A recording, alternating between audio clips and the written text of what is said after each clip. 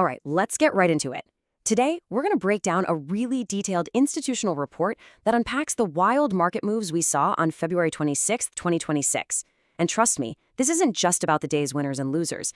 It's about a massive, fundamental shift that's happening right now. So, to kick things off, the report introduces this brilliant concept they call the duck market. You know, like a duck on a pond, everything looks super calm and serene up top, but underneath the water, its little feet are just paddling like crazy. And honestly, that's the perfect way to describe what we saw in the US market today. And that really brings us to the big question, right? How is it possible that on the exact same day the Dow Jones basically went nowhere, the semiconductor index just fell off a cliff, dropping over 3%? Something is going on under the hood, and we're about to find out what it is. So here's our game plan. We'll start by looking at this duck market anomaly. Then we'll dive into the report's main idea, something called the halo rotation. We'll see how that's splitting the world's markets, check out the forecast for March, walk through a specific trading strategy, and wrap it all up with the big takeaway, deep divergence. Okay, first up, the duck market anomaly. This is where we look at the raw numbers that really tell this bizarre story of a market that was calm and chaotic all at the same time. Now, just look at this table. It's kind of wild. You see the Dow Jones, the big industrial average, completely flat, up just 0.03%. But then look at the tech-heavy NASDAQ, down over 1%. And the semiconductor index, the SOX, an absolute gut punch, down over 3%. That's the calm surface and the frantic paddling right there in black and white. No, the report argues this wasn't just some random, chaotic day. Nope, there's a structure to this madness. And that brings us to the absolute core idea of this entire analysis, the halo rotation.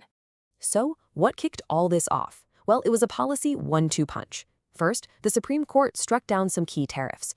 In response, the administration immediately pivoted, using a different law to slap on a new import surcharge. The result? Total chaos and uncertainty for global trade.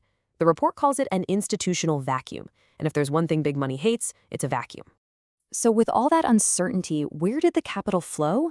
It ran for cover. Specifically, it ran towards what the report calls halo assets. That stands for heavy assets, low obsolescence.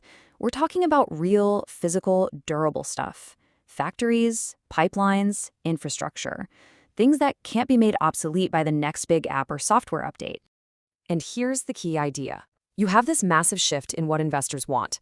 On one side, you have tech stocks, not a lot of physical stuff, high risk of being the next big thing until the next big thing comes along. On the other side, you've got these halo stocks, tangible, durable businesses. Money is fleeing from one and flooding into the other. And if you need proof, just look at this chart. It is genuinely shocking. For the first time since the dot-com bust, the valuation for consumer staples, companies that make stuff we need every day, is now higher than the valuation for the technology sector. This isn't just a minor shift, folks. This is a historic flip. It's like the entire market's logic has been turned on its head. Okay, so this whole halo rotation isn't just a U.S. story. Let's pull the camera back a bit because this shift is literally splitting the global markets into two different worlds. As we've seen, back in the US, the policy earthquake absolutely hammered hardware and semiconductor companies. Why? Because their supply chains are a global spiderweb, and someone just took a giant pair of scissors to it. And their stocks paid the price, dropping almost 3.2% today.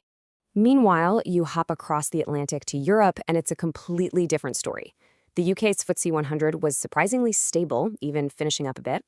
And that's because it's packed with exactly those halo-type companies we've been talking about. Big industrials, energy, materials. And then there's the wild card, South Korea. The report points this out as a fascinating exception. The Kospi index surged nearly 3.7% today, but not because of halo assets. It was because its role in the global AI and robotics supply chain is so critical. It's a bottleneck, that it's basically seen as indispensable, at least for now.